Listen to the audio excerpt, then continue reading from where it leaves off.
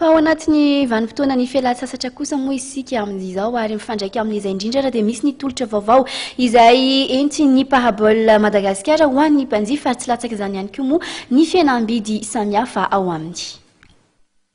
Manokana tolotra vaovao ho an'ireo mpanjifa ny Parabole Madagascar.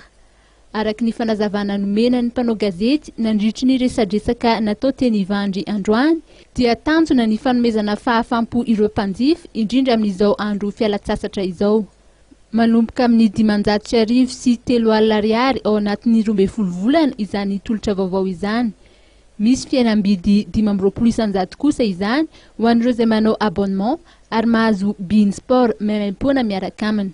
Zava-dehibe no atolotra parabole latsika manomboka androany dia ny fisoratana anarana vanim-potoana izany hoe tsy misy sarano aloha ho an'ny mpanjifa vaovao izay soratra anarana manomboka androany hatramin'ny faran'ny volana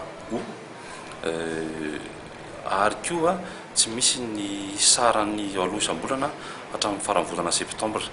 Tsara marihana fa miverina ihany koa ny tompom-pilalovana vaovao amin'ny football izay amin'ny alalan'ny bin sport nahafahantsika manaraka an'izany dia ny Ligue A sy ny Ligue 1 sy Ligue 2 fanamarina fanampiny dia Parabole Madagascar irery ihany no manana ny 100 isan-jato amin'ireo fandarana sy ny match rehetra mandeha mandritra ny saison ireo championnat anankitelo voalaza teo ireo.